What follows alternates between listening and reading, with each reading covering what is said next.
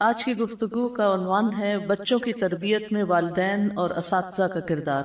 سب سے پہلے تو یہ بات سمجھنی چاہیے کہ اسلام بچوں کو بہت اہمیت دیتا ہے۔ بچے اللہ کا عطیہ ہیں۔ اللہ سبحانہ و تعالیٰ جس کو چاہتا ہے لڑکیاں عطا کرتا ہے، جس کو چاہتا ہے لڑکے عطا کرتا ہے، جسے چاہتا ہے لڑکے اور لڑکیاں ملا کر دیتا ہے، اور جسے چاہتا ہے بانجھ بنا دیتا ہے۔ اولاد ایسی نعمت ہے جس کی دعا انبیاء علیہ السلام نے بھی کی۔ قرآن مجید میں حضرت زکریا کے بارے میں آتا ہے ہنالک دعا زکریا ربہ، وہی زکریا علیہ السلام نے اپنے رب سے دعا کی رب ہب لی من لدنک ذریۃ طیبہ انک سمیع الدعاء، اے میرے رب مجھے اپنے پاس سے ایک پاکیزہ اولاد عطا فرما، بے شک تو ہی دعا کو بہت سننے والا ہے۔ اللہ سبحانہ وتعالیٰ بچوں کی پیدائش کو ایک خوشی کی خبر بتاتے ہیں، خوشخبری بتاتے ہیں۔ جب زکریا علیہ السلام کی دعا قبول ہوئی تو اللہ تعالیٰ نے فرمایا یا زکریا انا نبشرک بغلام اسمہ یحییٰ، اے زکریا ہم آپ کو ایسے لڑکے کی خوشخبری دیتے ہیں جس کا نام یحییٰ ہوگا۔ اسی طرح ابراہیم علیہ السلام کو بڑھاپے میں جب اللہ تعالیٰ نے اولاد کی خوشخبری دی تو اس کے بارے میں قرآن مجید میں آتا ہے وامرأتہ قائمۃ فضحکت فبشرناها باسحاق ومن وراء اسحاق یعقوب، اور اس کی بیوی کھڑی تھی یعنی ابراہیم علیہ السلام کی تو وہ ہنس پڑی، تو ہم نے اسے اسحاق کی اور اسحاق کے بعد یعقوب علیہ السلام کی خوشخبری دی۔ انبیاء علیہ السلام نے اولاد جیسی نعمت پر اللہ تعالیٰ کا شکر ادا کیا۔ ابراہیم علیہ السلام بچوں کی پیدائش پہ کہتے ہیں الحمدللہ الذی وہب لی علی الکبر اسماعیل و اسحاق ان ربی لسمیع الدعاء، سب تعریف اللہ کے لیے ہے جس نے مجھے بڑھاپے میں اسماعیل اور اسحاق جیسی اولاد عطا کی، بے شک میرا رب تو بہت دعا سننے والا ہے۔ نبی صلی اللہ علیہ وسلم بچوں سے پیار کرتے تھے اور حسن اور حسین رضی اللہ عنہما کو جنت کے پھول قرار دیتے تھے۔ ہما ریحانتایا من الدنیا، یہ دونوں دنیا میں میرے دو پھول ہیں۔ بچوں کی اور ازواج اور اولاد کی آنکھوں کی ٹھنڈک کی دعا بھی ہمیں سکھائی گئی ہے۔ عباد الرحمن کے حوالے سے قرآن مجید میں آتا ہے ربنا ہب لنا من ازواجنا وذریاتنا قرۃ اعین واجعلنا للمتقین اماما، اے اللہ ہمیں ہماری ازواج اور اولاد سے آنکھوں کی ٹھنڈک عطا کر، یعنی یہ انسان کے لیے خوشی کا باعث ہوتے ہیں، اور ہمیں متقین کا امام بنا۔ رسول اللہ صلی اللہ علیہ وسلم نے بچوں کو پودے بھی کہا ہے، فرمایا اللہ ہمیشہ اس دین میں ایسے پودے لگاتا رہے گا جنہیں وہ اپنی فرما برداری میں استعمال کرے گا، یعنی نیک بچے پیدا ہوتے رہیں گے اور آگے چل کر دین کی خدمت کرتے رہیں گے۔ بچے دین کو مضبوط کرنے کا ذریعہ بھی ہیں۔ ابن مبارک جب اصحاب حدیث کے بچوں کو دیکھتے جن کے ہاتھوں میں قلم دوات ہوتی تو وہ انہیں اپنے قریب کرتے اور کہتے کہ یہ دین کے پودے ہیں، یعنی آج ان کی نگہداشت کرو تاکہ کل کو یہ بڑے ہو کر فائدہ دیں، دین کے محافظ ہیں۔ مسکین بن بکیر کہتے ہیں کہ ایک شخص امام اعمش کے پاس سے گزرا جبکہ وہ حدیثیں سنا رہے تھے۔ اس شخص نے ان سے کہا آپ ان بچوں کو حدیثیں سنا رہے ہیں، یعنی چھوٹے بچوں کو کیوں آپ اتنی اہمیت دے رہے ہیں؟ تو امام اعمش نے کہا یہ بچے تمہارے لیے تمہارے دین کی حفاظت کرنے والے ہیں، یعنی آج ان کو حدیثیں سناؤ گے تو کل یہ آگے جا کر دوسروں کو سنانے والے ہوں گے، مستقبل کے داعی ہوتے ہیں۔ زکریا علیہ السلام نے جب دعا کی نیک اولاد کی تو ساتھ یہ بھی کہا یرثنی ویرث من آل یعقوب واجعلہ ربی رضیہ، جو میرا وارث بنے اور آل یعقوب کا وارث بنے اور اے میرے رب اسے پسند کیا ہوا بنا۔ یعنی آل یعقوب کون ہے؟ بنی اسرائیل، یعنی ان کے اندر ان کی اصلاح کرنے والا ہو۔ پھر انسان کی بہترین کمائی بھی ہے۔ نبی صلی اللہ علیہ وسلم نے فرمایا یقیناً تمہاری اولاد تمہاری بہترین کمائی ہے، بس تم اپنی اولاد کی کمائی میں سے کھاؤ، یعنی دنیا میں بھی ان سے فائدہ اٹھاؤ اور مرنے کے بعد بھی وہ تمہارے لیے کمائی کا ذریعہ ہیں، یعنی صدقہ جاریہ بن کر آخرت میں درجات کی بلندی کا ذریعہ ہیں۔ رسول اللہ صلی اللہ علیہ وسلم نے فرمایا جب انسان مر جاتا ہے تو 3 اعمال کے سوا اس کے سارے اعمال منقطع ہو جاتے ہیں۔ نمبر 1 صدقہ جاریہ، نمبر 2 وہ علم جس سے فائدہ اٹھایا جائے، اور نمبر 3 نیک اولاد جو اس کے لیے بعد میں دعائیں کرتی رہے۔ تو اس نیک اولاد کی وجہ سے ماں باپ کے درجے آگے بھی بلند ہوتے ہیں۔ جب کسی کا درجہ بلند ہوتا ہے یعنی برزخ میں تو وہ پوچھتا ہے کہ میرا یہ درجہ کس وجہ سے بلند ہوا، تو بتایا جاتا ہے کہ تمہاری اولاد کی دعا کی وجہ سے، یعنی تمہیں اپ گریڈ کر دیا گیا ہے۔ تو جہاں بچے خوشخبری ہے، نعمت ہے اور آگے ہمارے لیے دین دنیا کی بھلائیوں کا ذریعہ ہیں، وہاں بچے ایک ذمہ داری بھی ہیں، ایسی ذمہ داری جن کے بارے میں سوال کیا جائے گا، اور یہ سوال والدین سے بھی ہوگا اور استادوں سے بھی ہوگا۔ ابن عمر کہتے ہیں نبی صلی اللہ علیہ وسلم نے فرمایا، اللہ تبارک و تعالیٰ جس شخص کو رعیت کا ذمہ دار بناتا ہے، خواہ وہ کم ہو یا زیادہ، تو اللہ تعالیٰ قیامت کے دن اس رعایا کے بارے میں سوال بھی کرے گا کہ اس نے اپنی رعایا کے بارے میں اللہ تعالیٰ کے احکامات کو قائم کیا یا ضائع کیا، یعنی ان کو اللہ کا فرما بردار بنایا، اللہ کی اطاعت پر چلایا یا نہیں۔ لیکن بچے والدین کے علاوہ استادوں اور باقی معاشرے کی بھی ذمہ داری ہوتے ہیں۔ رسول اللہ صلی اللہ علیہ وسلم نے فرمایا، میں ہر مومن کے لیے اس کی اپنی ذات سے بھی زیادہ قریب ہوں، پس جو شخص قرض یا چھوٹی اولاد چھوڑ کر جائے تو ان کی پرورش میرے ذمہ ہے، یعنی حکومت وقت کی ذمہ داری بھی بنتی ہے کہ وہ بچوں کی صحیح تربیت اور تعلیم کا انتظام کرے۔ پھر اسی طرح اگر کوئی نسلوں کی حفاظت نہ کرے تو اس کی مذمت بھی کی گئی ہے۔ قرآن مجید میں آتا ہے وَيُهْلِكَ الْحَرْثَ وَالنَّسْلَ وَاللَّهُ لَا يُحِبُّ الْفَسَادَ، یعنی جو نسل اور حرث کھیتی میں فساد کرے تو اللہ تعالیٰ ایسے مفسد کو پسند نہیں کرتا۔ بچوں کے حقوق ضائع کرنے والوں کے لیے وعید بھی ہے۔ رسول اللہ صلی اللہ علیہ وسلم نے فرمایا، کوئی ایسا بندہ جسے اللہ کسی رعایا کا نگران بناتا ہے، اور بچے جو ہیں وہ ہماری رعایا ہیں، یعنی کہ کلکم راعٍ وکلکم مسئول عن رعیتہ۔ اسی حدیث میں آگے جا کے آتا ہے والمرأة راعیۃ فی بیت زوجہا ومسئولۃ عنہا، کہ عورت اپنے شوہر کے گھر میں نگران ہے اور اس سے اس کے بارے میں سوال کیا جائے گا۔ تو گھر میں ظاہر ہے کہ بچے ہوتے ہیں تو بچوں کی ایک طرح سے نگرانی اس کی ذمہ داری ہے۔ فرمایا کہ اگر کوئی نگران اس حال میں مرتا ہے کہ وہ اپنی رعیت سے دھوکہ کرنے والا ہے تو اللہ اس میں جنت حرام کر دیتا ہے، یعنی ان کے انٹرسٹ اور ان کے حقوق کی صحیح حفاظت کرنا بھی لازم ہے، چاہے والدین ہوں یا استاد ہوں۔ اب یہ ہے کہ وہ اپنی ذمہ داری کس طرح پوری کریں، تو اس سلسلے میں یہ یاد رکھنا چاہیے کہ بچے فطرت پر ہوتے ہیں، وہ بڑوں سے سیکھتے ہیں، یعنی ان کو سکھانے کے لیے، ان کی تربیت کرنے کے لیے ہمیں ان کے سامنے رول ماڈل بننا ہوگا۔ جو باتیں ہم ان میں چاہتے ہیں کہ وہ کریں، وہ کر کے دکھانی ہوں گی۔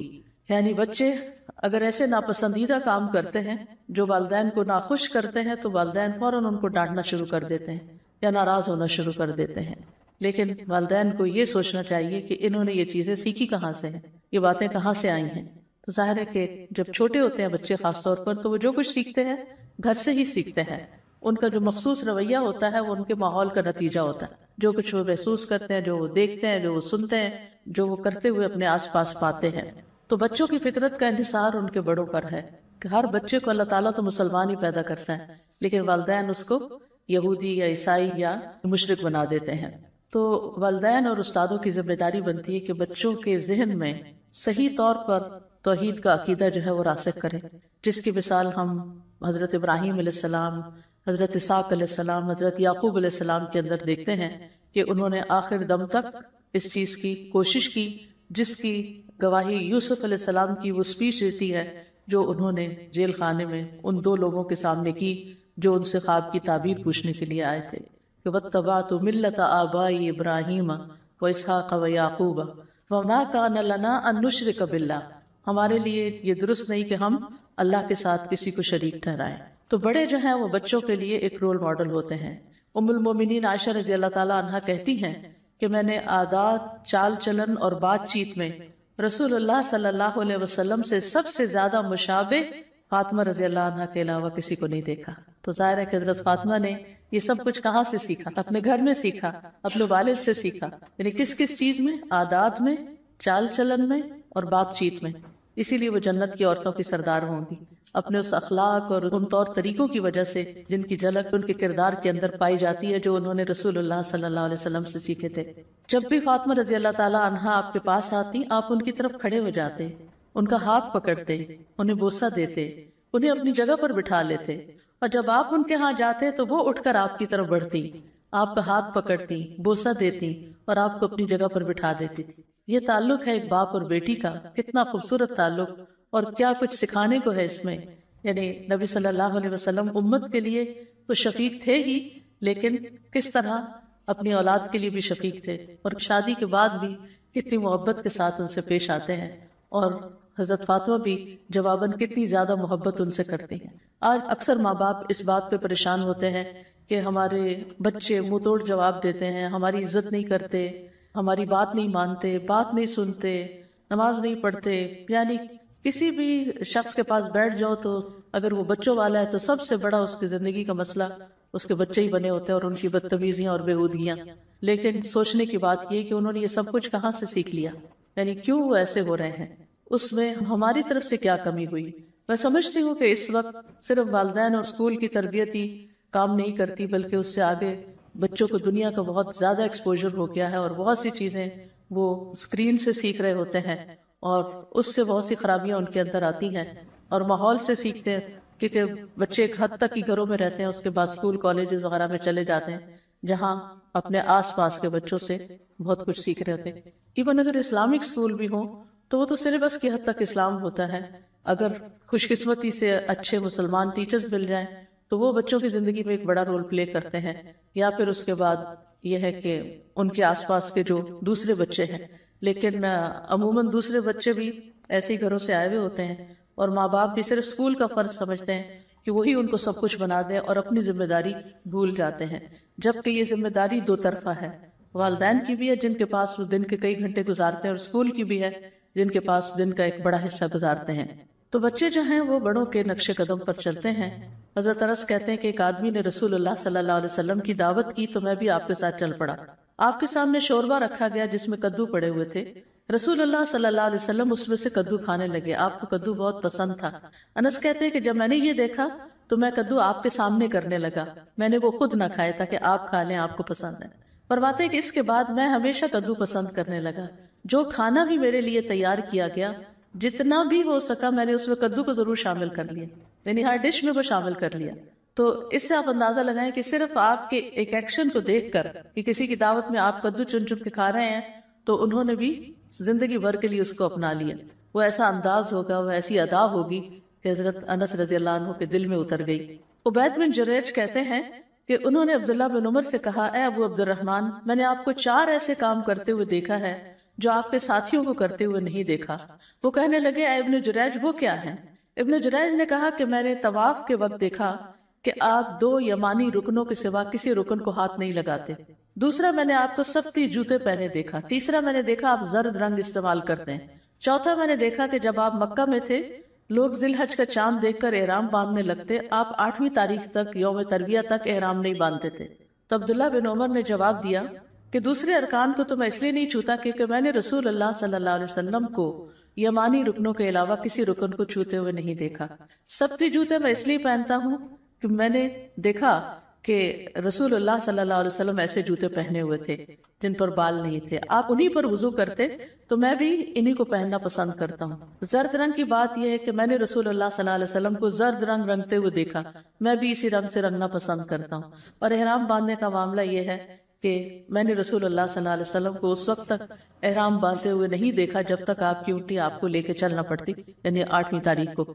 تو اب آپ دیکھیں کہ چاروں چیزوں میں وہ کیا بتاتے ہیں کہ میں کیوں کرتا ہوں، کیونکہ میں نے رسول اللہ صلی اللہ علیہ وسلم کو کرتے ہوئے دیکھا ہے. ٹھیک ہے، آپ کا اتباع اور آپ کی سنت کو فالو کرنا دین کا ایک حصہ ہے، لیکن اس سے آپ اندازہ لگائیں کہ بہت سی چیزیں صحابہ نے صرف دیکھ کے سیکھی ہیں، آپ نے فرمایا نہیں.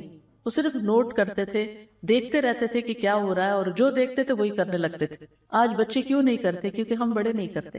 جب تک ہمارے اندر وہ اخلاق نہیں آئے گا، ہمارے اندر وہ ذمہ داری نہیں آئے گی، جب تک ہمارے اندر وہ سب کچھ نہیں آئے گا جو ہم بچوں میں لانا چاہتے ہیں، تو پھر بچے بھی وہ نہیں کریں گے.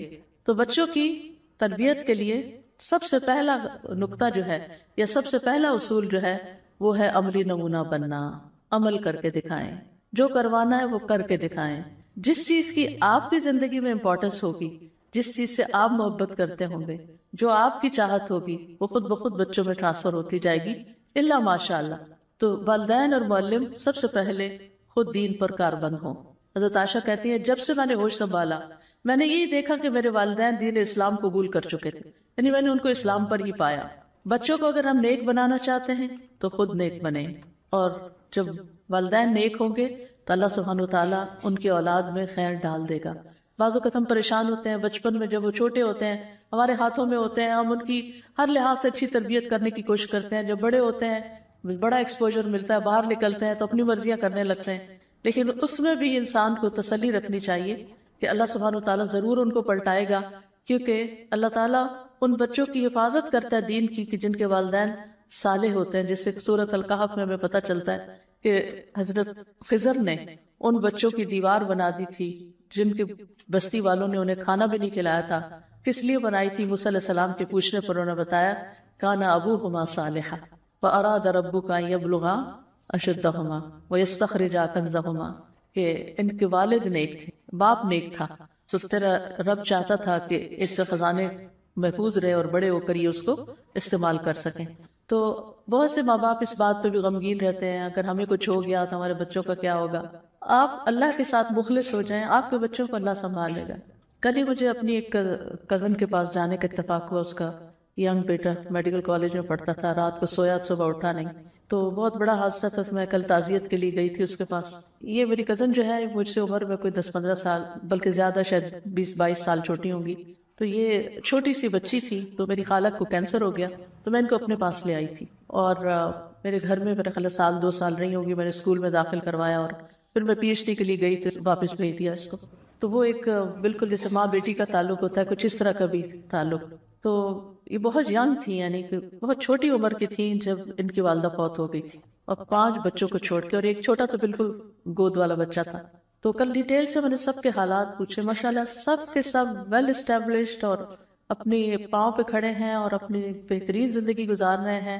تو اس وقت جب خالہ میری بہت ینگ تھی جب ان کو کینسر ہوا تھا، تو وہ بھی کچھ پریشان ہوتی تھی اور ہم سب بھی فکر کرتے تھے کہ ان بچوں کا کیا بنے گا، یہ کیسے پلیں گے، بڑے ہو کر ان کے رشتے کیسے ہوں گے، کیونکہ ماں ہی دیکھتی ہے نا سب کچھ.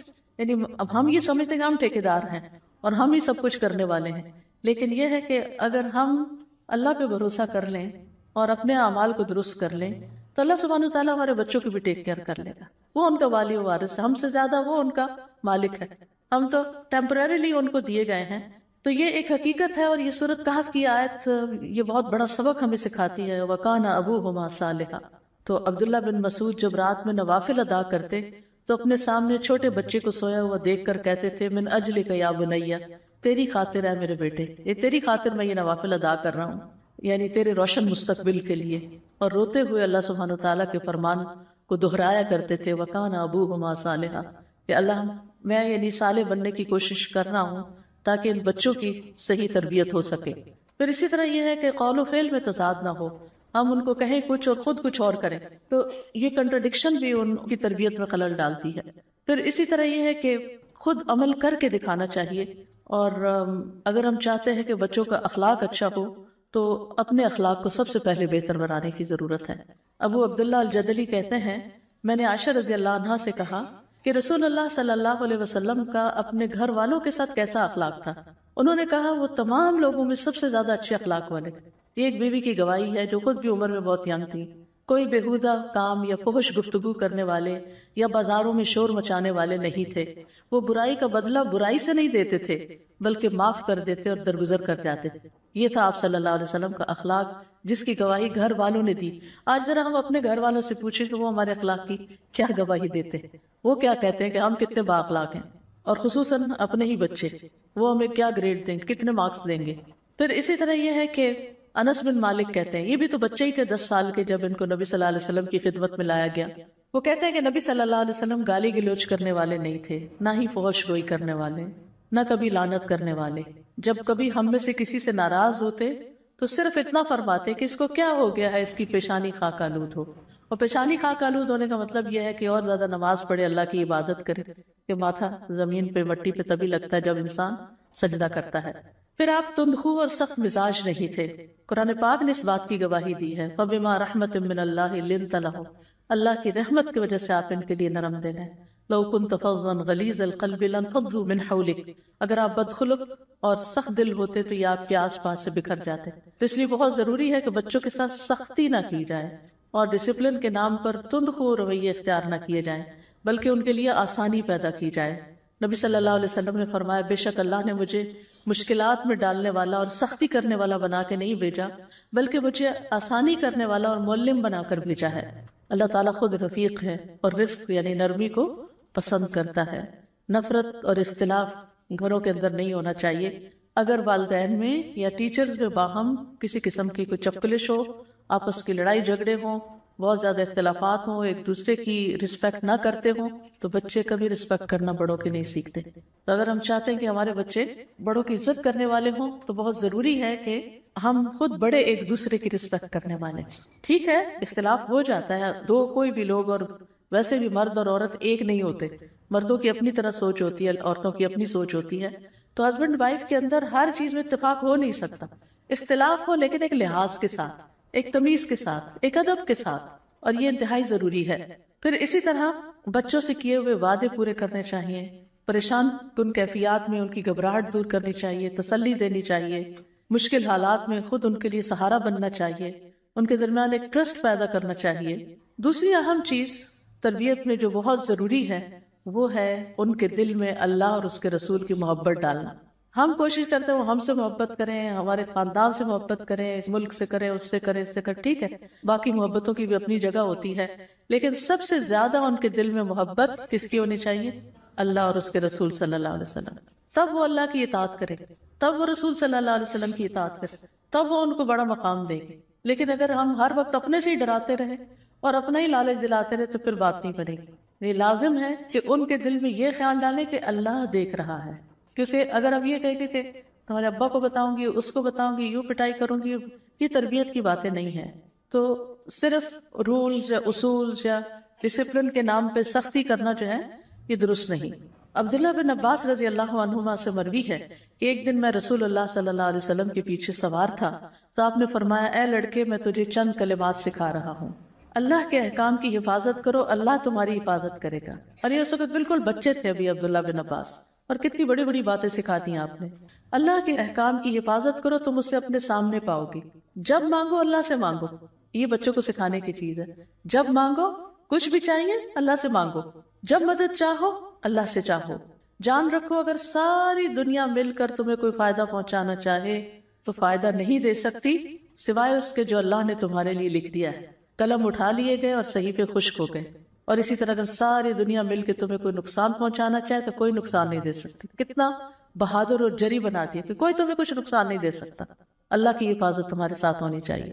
پھر اللہ ہی کا ڈر پیدا کرنا، جیسے لقمان کی نصیحت اپنے بیٹے کے لیے قرآن مجید میں اس کا ذکر آتا ہے، یا بنی ان تک مثقال حبۃ من خردل فتکن فی صخرۃ او فی السماوات او فی الارض یأت بها اللہ ان اللہ لطیف خبیر. اے میرے چھوٹے بیٹے، بے شک اگر کوئی چیز رائی کے دانے کے وزن کی کیوں نہ ہو، کسی چٹان میں ہو یا آسمانوں میں ہو یا زمین میں، تو اسے اللہ لے آئے گا. بے شک اللہ بڑا باریک بین، پوری خبر رکھنے والا ہے. تو اس سے یہ پتہ چلتا ہے کہ بچوں کو اللہ کا ڈر بھی پیدا کرنا چاہیے کہ کوئی کام تم چھپ کے کرو گے تو اللہ سبحانہ وتعالیٰ تو اس کو دیکھ لے گا. ماما سے چھپ سکتے ہو، بابا سے چھپ سکتے ہو، اللہ سبحانہ وتعالیٰ سے نہیں چھپ سکتے. تو بچوں کو اپنا ڈر نہیں، اللہ کا ڈر سکھائیں. پھر اسی طرح بچوں کو دینی احکام کی پابندی کروائیں، 7 سال کی عمر میں نماز شروع کروا دیں. پھر اسی طرح چھوٹی چھوٹی سنتیں بھی ان کو سکھائیں، دعائیں سکھائیں. اور الحمدللہ اب اس کا بہت ٹرینڈ بھی ہو گیا ہے، والدین بچوں کو یہ چیزیں سکھاتے ہیں. تیسری چیز جو تربیت کے لیے بڑی ضروری ہے وہ ہے پیار اور محبت اور شفقت والا رویہ. جو چیز محبت سے سکھائی جا سکتی ہے وہ نفرت سے نہیں سکھائی جا سکتی. انس بن مالک کہتے ہیں کہ میں نے رسول اللہ صلی اللہ علیہ وسلم سے بڑھ کر کسی کو شفقت کرنے والا نہیں پایا، سب سے زیادہ شفیق اور مہربان تھے آپ. پھر اسی طرح بچوں کے ساتھ رحم کا سلوک، لیس منا من لم یرحم صغیرنا ولم یوقر کبیرنا. وہ ہم میں سے نہیں جس نے ہمارے چھوٹے پر شفقت نہیں کی، اس کے ساتھ مہربانی نہیں کی، اور جس نے ہمارے بڑوں کی عزت نہیں کی. پھر ان کے ساتھ محبت کرنا. حضرت عائشہ رضی اللہ تعالی عنہا جو تھی، ان کے اپنے بچے تو نہیں تھے لیکن اپنے شاگردوں کے ساتھ بہت محبت سے پیش آتی تھی. مسروق ان کے شاگرد جو تھے وہ ہمیشہ ان کی مجلس میں حاضر رہتے تھے، تو وہ ان کو اپنا بیٹا کہتی تھی اور ان کو کہتی تھی، مسروق تم میری اولاد میں سے ہو، تم میرے ان بچوں میں سے ہو جو مجھے بہت محبوب ہیں. اور مسروق بھی حضرت عائشہ سے بہت محبت کرتے تھے، جیسے ایک استاد کے ساتھ محبت ہوتی ہے. تو وہ اسی وجہ سے مسروق جو تھے وہ ابو عائشہ کہلاتے تھے، یعنی عائشہ والے. ابو کا مطلب باپ ہی نہیں ہوتا، والا بھی ہوتا ہے. پھر یہ ہے کہ بچوں کو اچھے ناموں سے یاد کرنا چاہیے. طنزیہ باتیں اور ڈانٹ ڈپٹ اور نام بگاڑ کے بات کرنا یہ عام طور میں بہت ٹرینڈ ہے کہ بعض اوقات ٹیڑھے میڑھے نام بنا دیے جاتے ہیں جن کا کوئی مطلب نہیں ہوتا یا غلط مطلب نکلتا ہے. تو ایسے پیار کے ناموں سے بلانا چاہیے کہ جس سے بچوں کو پیار محسوس ہو، نہ کہ ایک طنز محسوس ہو۔ پھر یہ کہ بول کر بھی بچوں سے محبت کا اظہار کرنا چاہیے، جو بھی آپ کی زبان ہے، انگریزی ہے، اردو ہے، پشتو ہے، جو بھی، لیکن محبت کے الفاظ ادا کریں۔ نبی صلی اللہ علیہ وسلم نے حضرت حسن کے لیے فرمایا اللہم انی احبہ فاحبہ واحبب من یحبہ، کہ اے اللہ میں اس سے محبت کرتا ہوں، تو بھی اس سے محبت کر، اور اس سے بھی محبت کر جو حسن سے محبت کرتا ہے۔ یعنی آپ کے نواسے تھے حضرت حسن۔ تو آپ دیکھیے کہ ہم نے کبھی اپنے بچوں کو ایسی دعا دی یا کبھی ان سے اظہار کیا کہ مجھے تم سے محبت ہے، بلکہ ہم تو کہتے ہیں اگر محبت کا اظہار کیا تو ان کا تو رو بھی نہیں رہے گا پھر ہمارا، اور تربیت ٹھیک نہیں ہوگی، بگڑ جائیں گے، سپوائل ہو جائیں گے۔ بہت عام ہے یہ بات، بچوں کو سپوائل نہیں کرنا چاہیے۔ محبت کرنے سے بچے سپوائل نہیں ہوتے، بچے سپوائل ہوتے ہیں ان کی ہر جائز ناجائز فرمائش پوری کر کے۔ وہ ہم بعض اوقات یہ ہے کہ بچوں کو ٹائم نہیں دیتے تو ان کو کھلونوں پہ کھلونے خرید کے دیتے رہتے ہیں، یا اور اسی طرح کی ان کی فرمائشیں پوری کرتے رہتے ہیں۔ تو یاد رکھیے کہ جو والدین بچوں کو پیار نہ کریں ان کی مذمت بھی کی گئی ہے۔ اقرا بن حابس التمیمی جو تھے، ان کے 10 بچے تھے، تو ایک دفعہ نبی صلی اللہ علیہ وسلم کے پاس حضرت حسن آئے، آپ نے ان کو پیار کیا تو کہنے لگے کہ میرے 10 بچے، میں نے تو کبھی کسی کو پیار نہیں کیا۔ تو آپ نے فرمایا جو رحم نہیں کرتا اس پر رحم نہیں کیا جاتا۔ پھر اسی طرح حضرت عائشہ کہتی ہیں کہ کچھ دیہاتی لوگ رسول اللہ صلی اللہ علیہ وسلم کی خدمت میں آئے اور کہنے لگے کہ کیا آپ اپنے بچوں کو چومتے ہیں؟ آپ نے فرمایا ہاں۔ تو وہ کہنے لگے اللہ کی قسم ہم تو اپنے بچوں کو نہیں چومتے۔ تو رسول اللہ صلی اللہ علیہ وسلم نے فرمایا میں کیا کروں اگر اللہ نے تمہارے اندر سے رحم اٹھا لیا ہے۔ پھر اسی طرح بچوں کو توجہ بھی دینی چاہیے۔ نبی صلی اللہ علیہ وسلم خطبے کے دوران بھی بعض اوقات خطبہ روک کر ان کو توجہ دیا کرتے تھے۔ بچوں کے ساتھ روب کی بجائے نرمی کا رویہ اختیار کرنا چاہیے، یعنی ان کے ساتھ کمیونیکیٹ کرنا چاہیے، بات کرنی چاہیے، آرام سے بیٹھ کے سمجھانا چاہیے، نہ کہ صرف ایک روب کے نام پر ہر وقت ان کو دھمکا کے رکھنا یا ان کے ساتھ ایسا معاملہ کرنا کہ وہ خوف زدہ ہی رہیں۔ پھر اسی طرح بچوں کی دلچسپی کی چیزوں میں دلچسپی لینی چاہیے۔ بعض اوقات ہم بڑے ہو جاتے ہیں تو پھر ہم بڑی بڑی باتیں کرنے کی عادی ہو جاتے ہیں اور بچوں سے ہمیں کوئی انٹرسٹ نہیں ہوتا۔ بچوں میں انٹرسٹ لینا چاہیے، ان کے کھلونوں میں انٹرسٹ لینا چاہیے، ان کے پیٹس میں انٹرسٹ لینا چاہیے، ان کی اگر کوئی خاص گیم ہے تو اس سے متعلق کچھ معلومات لے کے اس میں انٹرسٹ شو کرنا چاہیے، تاکہ وہ کنفائڈ کریں اور ہمارے ساتھ اپنی باتیں شیئر کریں، اور جو ان کے دل میں ہے وہ ہمیں بتائیں تاکہ ہم ان کی صحیح ڈائریکشن بھی انہیں دے سکیں۔ ہم دیکھتے ہیں کہ نبی صلی اللہ علیہ وسلم کی جب حضرت عائشہ سے شادی تو عمر کی چھوٹی تھی تو وہ گڑیوں سے کھیلتی تھی، تو شادی کے بعد وہ گڑیا ساتھ لے آئی اور وہ اپنے گھر میں کھیلا کرتی تھی۔ نبی صلی اللہ علیہ وسلم جب گھر میں آتے تو وہ اپنی سہیلیوں کے ساتھ کھیل رہی ہوتی تھی، سہیلیاں ادھر ادھر چھپ جاتی تھی، تو آپ حضرت عائشہ کی سہیلیوں کو ایک ایک کو ڈھونڈ کے بھیجتے کہ وہ عائشہ رضی اللہ تعالیٰ عنہا کے ساتھ کھیلیں، یعنی کس طرح وہ آپ کے شوق کا خیال رکھا کرتے تھے۔ پھر اسی طرح بچوں کے ساتھ دل لگی کرنا۔ نبی صلی اللہ علیہ وسلم صحابہ کے ساتھ اسٹریٹ میں جا رہے تھے کہ آگے سے حضرت حسین نظر آئے، تو آپ صلی اللہ علیہ وسلم نے اپنے ہاتھ پھیلا دیے اور ان کو پکڑنے لگے۔ وہ جدھر جاتے آپ ان کو پکڑ کے ان کو پیار کر کے پھر آپ نے چھوڑ دیا اور اپنا راستہ لیا۔ یعنی صرف توجہ دینے کی بات ہے، امپورٹنس کی۔ تو اس سے آپ دیکھیں کہ بچوں کا کانفیڈنس لیول کہاں جائے گا اگر آپ ان کی طرف توجہ کریں گے اور ان کو پیار کریں گے۔ پھر اسی طرح یہ ہے کہ بچوں کو بہلانا، اگر چوٹ لگ گئی ہے یا کسی بات پہ ناراض ہو گئے ہیں تو ان کو منا بھی لینا چاہیے۔ ہم بعض اوقات پھینک دیتے ہیں، اچھا خود ہی مان جائیں گے، نہیں، ان کا بھی دل چاہتا ہے کہ ان کے ساتھ کوئی لاڈ کرے اور ان کو کوئی امپورٹنس دے، ان کو کوئی پوچھے۔ حضرت عائشہ کہتی ہیں کہ ایک دن رسول اللہ صلی اللہ علیہ وسلم نے مجھے حکم دیا کہ میں اسامہ بن زید کا منہ دھو دوں جب وہ بچے ہی تھے، تو میں نے کہا میرے تو بچے نہیں اور میں نہیں جانتی بچوں کو کیسے دھوتے ہیں۔ وہ کہتی ہیں کہ میں نے انہیں پکڑا اور دھو دیا لیکن صحیح نہیں دھلا، تو نبی صلی اللہ علیہ وسلم نے ان کو پکڑا اور خود ان کا منہ دھویا اور کہا کہ ہمارے ساتھ اچھا ہوا کہ تم لڑکی نہیں ہو، یعنی اسامہ کو کہنے لگے اگر تم لڑکی ہوتے تو میں تمہیں زیور پہناتا، تمہیں تحفے دیتا۔ جس سے یہ پتہ چلتا ہے کہ لڑکیوں کو لڑکوں کے مقابلے میں بھی زیادہ پیار محبت کی ضرورت ہوتی ہے اور زیادہ شفقت کی ضرورت ہوتی ہے، اور ان کی دلچسپی کی چیزیں زیور کپڑا ہوتی ہیں تو اس کا بھی خیال رکھنا چاہیے۔ پھر اسی طرح بچوں کے جذبات کا خیال، اگر کوئی پیٹ ہے، جیسے حضرت ابو عمیر جو تھے وہ ایک دفعہ غمگین دکھائی دے رہے تھے تو بتایا گیا کہ ان کی چڑیا مر گئی ہے جس کے ساتھ ہی کھیلتے تھے، تو آپ نے فرمایا ابو عمیر تمہاری غیر کا کیا بنا۔ پھر اسی طرح مجلس میں اگر بچے بیٹھے ہوں تو بھی ان کا خیال رکھنا چاہیے۔ نبی صلی اللہ علیہ وسلم ایک مجلس میں تھے اور دائیں طرف سے آپ ہمیشہ کوئی چیز خود پی کر دیا کرتے تھے، تو اتفاق سے آپ کے دائیں طرف ایک چھوٹا بچہ تھا، تو آپ نے اس سے پوچھا کیا تم مجھے اجازت دیتے ہو کہ میں بڑوں سے شروع کروں؟ تو انہوں نے کہا کہ میں اپنے حصے پہ کسی کو ترجیح نہیں دوں گا. تو بہرحال آپ نے وہ مشروب پھر پہلے بچے کو ہی دیا. پھر اسی طرح یہ ہے کہ بچوں کے درمیان عدل کرنا چاہیے، کیونکہ اس سے بڑے کام خراب ہوتے ہیں. جب بچوں میں فیوریٹزم کرنے لگتے ہیں نا، کسی بچے کو زیادہ امپورٹنس دینا، اس کی تعریفیں کرنا. ہر بچہ مختلف ہوتا ہے، کچھ کم گو ہوتے ہیں، کچھ بہت ہوشیار ہوتے ہیں، کچھ آگے بڑھ کے ہر چیز وصول کر لیتے ہیں لاڈ پیار کر کے، اور کچھ ناراض ہو کے چلے جاتے ہیں. تو یہ ماں کا فرض ہے کہ پھر ہر بچے کو ایکولی امپورٹنس دے. وہ یہ نہیں کہ کچھ بچوں کو زیادہ فیوریٹ بنا لے اور کچھ کو چھوڑ دے. اسی طرح کلاس میں بھی کچھ بچے ذہین ہوتے ہیں، کچھ بچے ذرا کمزور ہوتے ہیں، تو کمزور بچوں کو پیچھے نہیں چھوڑ دینا چاہیے، ان کو بھی آگے بڑھانا چاہیے. پھر ان کا آپس میں کمپیریزن نہیں کرنا چاہیے کہ وہ کر سکتا تم کیوں نہیں کر سکتے وغیرہ وغیرہ. پھر اسی طرح ہر بات میں نہیں ٹوکنا چاہیے، صرف اہم چیزوں میں، کیونکہ جب چھوٹی چھوٹی باتوں میں ہم ان کو ٹوکنا شروع کر دیتے ہیں تو جو اہم چیز ہوتی ہے وہ ان کے اوپر سے پھر گزر جاتی ہے. پھر اسی طرح ہے کہ چھوٹی چھوٹی چیزوں میں ڈانٹ ڈپٹ سے کام نہیں لینا چاہیے، کیونکہ جن پر سے قلم اٹھا لیا گیا ہے، یعنی خاص طور پہ بہت چھوٹے بچے، تو ان کو ہم کیوں ہر بات پہ مواخذہ کریں گے؟ بچہ جب تک بالغ نہیں ہوتا تو اس کا حساب نہیں، تو ہمیں بھی ان سے ہر بات کا حساب لینے نہیں بیٹھ جانا چاہیے. پھر اسی طرح یہ کہ کبھی اگر ڈسپلن کرنا پڑے تو چہرے پر نہیں مارنا چاہیے، تعلیم دیتے ہوئے بھی مارنا نہیں چاہیے. اور پھر اسی طرح سختی کے ساتھ پیش آنا یا ڈنڈے سے مارنا یا اور اس طرح کی فزیکل پنشمنٹ دینا یہ درست نہیں ہے. اور بچوں کے ساتھ ظلم و زیادتی کا بھی حساب دینا ہوگا. یہ نہیں کہ اللہ نے ان کو ہمارے ہاتھ میں دے دیا، وہ ہم سے تعلیم حاصل کر رہے ہیں یا ہمارے اپنے بچے ہیں تو ہم جو چاہے سلوک کریں. نہیں، ان کے بارے میں بھی پوچھ ہوگی.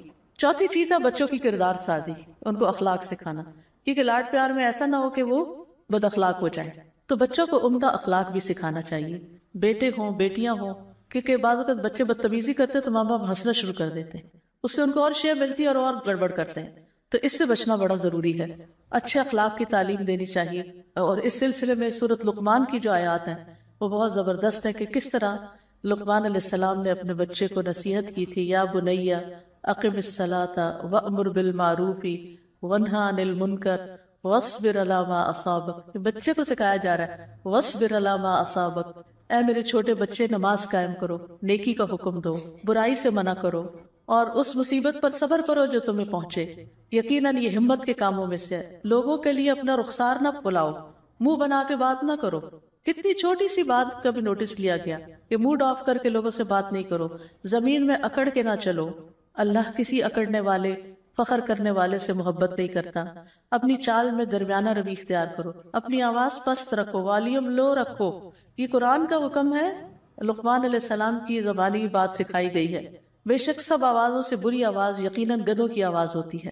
تو یہ تربیت ہے، یہ کردار ہے جو قرآن نے سکھایا اور جس کی طرف توجہ دینے کی ضرورت ہے. والدین اپنے بچوں کو کھانے پینے، لباس، سونے جاگنے، گھر میں آنے جانے اور زندگی کے معاملات کے آداب بھی سکھائیں، کھانے کے آداب سکھائیں. پھر اسی طرح اجازت لینے کے آداب، گفتگو کے آداب، رازوں کی حفاظت کرنے کے آداب. پھر جائز کام کی اجازت دینے کے ساتھ نصیحت بھی کریں. یعنی اگر آپ ان کو کسی کام کے کھیلنے کی یا کہیں جانے کی یا کچھ کرنے کی آپ ان کو اجازت دے رہے ہیں تو پھر اس کے ساتھ ان کو یہ بھی بتائیں کہ وہ وہاں جا کر کس طرح بہیو کرے. یہ ریمائنڈر دینا ہوتا ہے. بچے بڑی جلدی بات بھول جاتے ہیں اور ہم اس پہ پریشان ہوتے ہیں، 10 دفعہ بتا چکے ہیں ابھی بھی تمہیں سمجھ نہیں آئے. وہ معصوم شکل دیکھ رہے ہوتے ہیں کہ کون سی بات ہے 10 دفعہ کہی گئی، کیونکہ انہیں بھول چکا ہوتا ہے 10 دفعہ کا بھی. تو ہر دفعہ انہیں نئے سرے سے بتانے کی ضرورت ہوتی ہے کہ کیا کرے کیا نہیں. ابو حیان تیمی اپنے والد سے روایت کرتے ہیں، وہ کہتے ہیں کہ میں نے ربیع ابن خیثم کی بیٹی کو دیکھا، وہ ان کے پاس آئی، کہنے لگی ابا جان میں کھیلنے چلی جاؤں. انہوں نے کہا میری چھوٹی بیٹی جاؤ اور اچھی بات کہنا، یعنی کھیلنے جا رہے ہو لیکن بات اچھی طرح کرنا. پھر آپس میں ان کو محبت سے پیار سے رہنا سکھانا چاہیے. پھر نرمی سکھانی چاہیے. یعنی بعض بچوں کے اندر مارنے پیٹنے کی بڑی عادت ہوتی ہے، چکی کاٹ لیتے ہیں اور اسی طرح چونٹیاں کاٹتے ہیں، پش کرتے ہیں. کچھ بچے بڑے وائلنٹ ہوتے ہیں بچپن سے ہی، یعنی کہ ماں باپ نے سکھایا ہوتا ہے لیکن ان کے اندر ہی کچھ اگریشن ہوتا ہے. بعض اوقات چھوٹا بچہ ہوتا ہے اس سے جلدی پیدا ہو جائے تو وہ جو چھوٹا رہ جاتا ہے وہ عام طور پر جیلس ہوتا ہے بعد میں آنے والے بچے سے اور نقصان پہنچاتا ہے اس کو. تو ان چیزوں کے بارے میں بھی خیال کرنا چاہیے. پھر اسی طرح ہے کہ ان کو قناعت کا عادی بنانا چاہیے، محنت کا عادی بنانا چاہیے. بچپن سے حلال حرام کی تمیز بھی دینی چاہیے. مجھے یاد ہے کہ جب میں پی ایچ ڈی کر رہی تھی تو مریم کو میں کچھ عرصے کے لیے لے گئی ساتھ UK میں. تو وہاں پر ظاہر ہے کہ جب بھی کہیں باہر گروسری کرنے جاتی ہے تو ہر چیز دیکھ کے کہ حلال ہے یا نہیں. تو ایک دن ایپل اٹھا کے کہتی ہے کہ ماما یہ حلال ہے. تو مجھے یہ بات کبھی بھی نہیں بھولتی کہ بچے بھی کانشیس ہو جاتے ہیں اور ہر چیز میں پوچھنا شروع کر دیتے ہیں کہ کیا حلال ہے اور کیا حرام ہے. پھر اسی طرح یہ کہ ادب سکھانے کے لیے کبھی کبھی مارنے میں بھی کوئی غرض نہیں، لیکن ایسی مارنا ہو کہ وہ اس کے لیے نقصان دہ ہو یا اس کے اندر ضد پیدا ہو جائے یا وہ ڈھیٹ ہو جائے. نبی صلی اللہ علیہ وسلم اپنے گھر والوں کے بارے میں یا بچوں کے معاملے میں جب انہیں پتہ چلتا کہ کسی نے غلط بیانی کی ہے تو آپ اس سے اعراض برتتے تھے، یعنی ناراضگی کا اظہار کرتے تھے. پانچویں چیز یہ ہے کہ بچوں کو کارآمد بنائیں، کام کا بنائیں، نکما نہ بنائیں. ان کو قوت فیصلہ سکھائیں، انہیں خود ڈیسیژن لینے دیں. ہر چیز میں آپ ان کا ڈیسیژن نہ لیں، ان کے اوپر بھی چھوڑے کہ وہ کیا کہتے ہیں. اور تعریف بھی کریں لیکن سچی تعریف، جھوٹی تعریفیں نہ کریں. کیونکہ بعض اوقات چھوٹا سا بچہ کام کرتا ہے اتنی وہ بالغ آرائی شروع کر دیتے ہیں کہ وہ اس سے آگے کی سوچ بھی نہیں سکتا. تو اس سے بھی پرہیز کرنا چاہیے. مجھے اچھی طرح یاد ہے کہ میں شاید کلاس 6 تھی یا 7 تھی، تو میرے کلاس میں ٹاپ کیا تو گھر آ کے میں نے بتایا میرا یہ رزلٹ آیا ہے. میرے والد نے شاید وہ میرا رزلٹ کارڈ لیا تو کہا اس میں اس سبجیکٹ میں اتنے نمبر کیوں نہیں، یا کوئی اس طرح کی بات کی. تو میں نے کہا کہ میں اتنی پھولی ہوئی آئی تھی اور انہوں نے ساری غبارے میں سے ہوا نکال دی کہ یہ تو کوئی بڑی بات ہے. جب میرے پی ایچ ڈی کا رزلٹ جس دن آیا تو میں نے سب سے پہلے اپنے والد کو فون کیا تو کہنے لگے کہ تمہارے حج کی جو خوشی ہوئی ہے وہ اتنی پی ایچ ڈی کی نہیں ہے. تو میرے نزدیک حج کرنا تو چند دن کی بات تھی، لیکن پی ایچ ڈی میں 4 سال لگے تھے. لیکن انہوں نے اس وقت ایک پرائرٹی سیٹ کر دی کہ جو اللہ کی اطاعت میں کام ہوتا ہے، عبادت والا کام، وہ زیادہ اچھا ہے. یہ بھی اچھا ہے لیکن وہ زیادہ اچھا ہے، مجھے اس کی خوشی زیادہ ہے. تو یہ چھوٹی چھوٹی باتیں زندگی میں پھر انسان کو بھولتی نہیں، اور یہ چیزیں انسان کی ڈائریکشن سیٹ کرتی ہیں کہ والدین جس چیز کو پرائرٹی دیتے ہیں پھر بچوں کے اندر وہ چیز آنے لگتی ہے. نبی صلی اللہ علیہ وسلم کا طریقہ یہ تھا کہ جب کسی بچے سے کچھ سکھانا ہوتا تو اس کی تعریف بھی ساتھ کرتے. آپ نے عبداللہ بن عمر سے کہا بڑا ہی اچھا آدمی ہے، کاش رات میں نماز بھی پڑھتا. بس اتنی بات کی تو اس کے بعد وہ ہمیشہ رات کو نماز پڑھا کرتے تھے. پھر اسی طرح بچوں کے اندر اگر کوئی اچھی عادتیں ہیں تو ان کا ذکر بھی کرنا چاہیے. بیٹا تمہاری یہ عادت بہت اچھی ہے کہ تم کام کرنے کے بعد چیزیں سمیٹ دیتے ہو مثلا، تو اس کے بعد وہ کبھی چھوڑے گا نہیں کیونکہ اس کو پتہ چل گیا کہ ایک اچھا کام ہے. ورنہ بچوں کو تو تمیز نہیں ہوتی اچھا کیا ہے کیا نہیں. جب آپ تعریف کرتے ہیں یا اپریشیٹ کرتے ہیں تو پھر ہی ان کو پتہ چلتا ہے کہ انہوں نے جو کیا ہے وہ اچھا ہے. نبی صلی اللہ علیہ وسلم نے اشج عبد القیس سے کہا تھا کہ تم میں 2 خصلتیں ایسی ہیں جن سے اللہ محبت کرتا ہے، بردباری اور باوقار ہونا. پھر اسی طرح بچوں سے پیار محبت سے کام کروانا چاہیے، ان کے منفی رویے کو حکمت سے مثبت میں تبدیل کرنا چاہیے. اور اس میں ابو محذورہ کی روایت جو ہے بہت ہی انٹرسٹنگ ہے، اور مجھے یہ واقعہ بہت ہی دل کو لگتا ہے کہ کس طرح ایک ٹین ایجر کی اصلاح نبی صلی اللہ علیہ وسلم نے کی. وہ کہتے ہیں کہ ایک مرتبہ میں چند لوگوں کے ساتھ نکلا، ہم لوگ حنین کے راستے میں تھے، تو رسول اللہ صلی اللہ علیہ وسلم حنین سے تشریف لا رہے تھے، واپس آ رہے تھے. راستے میں ہمارا آپ سے آمنا سامنا ہو گیا تو رسول اللہ صلی اللہ علیہ وسلم کے مؤذن نے نماز کے لیے رسول اللہ صلی اللہ علیہ وسلم کے پاس آذان دی. تو مؤذن کی آواز سن کر ہم اونچی آواز سے اس کی نقل اتارنے لگ گئے اور اس کا مذاق اڑانے لگے. رسول اللہ صلی اللہ علیہ وسلم نے ہماری آواز سن لی اور ہماری طرف کسی کو بھیجا کہ وہ ہمیں آپ کے سامنے لا کے کھڑا کرے. تو رسول اللہ صلی اللہ علیہ وسلم نے فرمایا تم میں سے کس کی آواز میں نے سنی جو سب سے اونچی تھی؟ تو لوگوں نے میری طرف اشارہ کر دیا، ابو محذورہ کی طرف، اور وہ سچے ہی تھے. آپ صلی اللہ علیہ وسلم نے سب کو بھیج دیا اور مجھے روک لی. آپ نے فرمایا کھڑے رہو اور نماز کے لیے اذان دو. میں کھڑا ہوا، لیکن اس وقت میری نظروں میں رسول اللہ صلی اللہ علیہ وسلم اور ان کا دیا ہوا حکم سب سے زیادہ ناپسندیدہ تھا. میں رسول اللہ صلی اللہ علیہ وسلم کے سامنے کھڑا ہوا، آپ نے مجھے خود آذان کے کلمات سکھائے. جب میں آذان دے کر فارغ ہوا تو آپ نے مجھے بلایا اور ایک تھیلی عطا فرمائی جس میں کچھ چاندی تھی. پھر ابو معذورہ کی پیشانی پر اپنا ہاتھ رکھ کر 2 مرتبہ چہرے پہ پھیرا، پھر ان کے جگر پہ پھیرا، حتیٰ کہ رسول اللہ صلی اللہ علیہ وسلم کا ہاتھ ابو معذورہ کی ناف تک پہنچا، یعنی چہرے سے سارے اگلے حصے تک. پھر رسول اللہ صلی اللہ علیہ وسلم نے ان کو دعا دی کہ اللہ تمہیں برکت دے. میں نے عرض کیا یا رسول اللہ صلی اللہ علیہ وسلم مجھے مکہ کا مؤذن مقرر کر دیں. تو آپ نے فرمایا میں تمہیں اس کا حکم دیتا ہوں. اسی وقت ان کے دل سے رسول اللہ صلی اللہ علیہ وسلم کی نفرت دور ہو گئی اور اس کی جگہ رسول اللہ صلی اللہ علیہ وسلم کی محبت پیدا ہو گئی. یہ ہے اصلاح کا طریقہ. یعنی آپ نے بلا کے سزا نہیں دی، بے عزتی نہیں کی، ان کے ماں باپ کو نہیں بلا لیا کہ کیا تمیز سکھائی ہے بچوں کو، کس طرح ڈیل کیا جیسے کوئی بات ہی نہ ہوئی ہو. کیونکہ آپ دیکھنا چاہتے تھے کہ سب سے زیادہ جو شرارتی ہوئی سب سے زیادہ باصلاحیت، تو اس سے اذان دلوائی اور پھر اس کو مکہ کا مؤذن مقرر کر دیا. یعنی کتنی بڑی حکمت کی بات ہے. اور پھر انعام بھی دیا اور پھر دعا بھی دی، پھر ان پہ ہاتھ بھی پھیرا. یہ کتنی شفقت اور کتنی محبت تھی. کیا ہم بھی ٹین ایجرز کے ساتھ اسی طرح پیش آتے ہیں جن کے اندر روڈنس ہوتی ہے یا کبھی بدتمیزی بد اخلاقی بھی برتتے ہیں؟ تو بہت زیادہ صبر کی ضرورت ہوتی ہے ماں باپ کو کہ وہ بچوں کی صلاحیت کو دیکھ کر، ان کی ایسی حرکتوں کو دیکھ کر بھی ان کے ساتھ صبر سے کام لے کر ان کو آگے بڑھائیں. کس طرح زید بن ارقم کو آپ نے یہودیوں کا طرز تحریر سکھایا اور انہوں نے 17 دن کے اندر یا 15 دن کے اندر سب کچھ سیکھ لیا. پھر آپ صلی اللہ علیہ وسلم ٹین ایجرز کو ذمہ داریاں بھی دے کے بھیجتے تھے. اسامہ بن زید جو تھے ان کو لشکر کا امیر بنا کر بھیجا. پھر آپ بچوں کو دعائیں بھی دیتے تھے. ہمیں بھی اپنے بچوں کے لیے خوب خوب دعائیں کرنی چاہیے، اپنے شاگردوں کے لیے دعائیں کرنی چاہیے، ان کے ساتھ شفقت کرنی چاہیے. ابن عباس کہتے ہیں کہ رسول اللہ صلی اللہ علیہ وسلم نے ایک مرتبہ اپنا ہاتھ میرے کندھے پر رکھا اور فرمایا اللہم فقہہ فی الدین وعلمہ التأویل، اے اللہ اسے دین کی سمجھ عطا کر اور اس کو کتاب کی تعویل یعنی تفسیر کا علم عطا کر. اور وہ واقعی ان کی دعا قبول ہوئی اور وہ مفسر قرآن بنے. بچوں کو آپ کے پاس باقاعدہ لایا جاتا تھا اور آپ ان کے لیے برکت کی دعا دیتے تھے. حضرت انس رضی اللہ عنہ کو نبی صلی اللہ علیہ وسلم نے جو برکت کی دعا دی کہ مال میں اور اولاد میں اور رزق میں برکت ہو، تو ان کا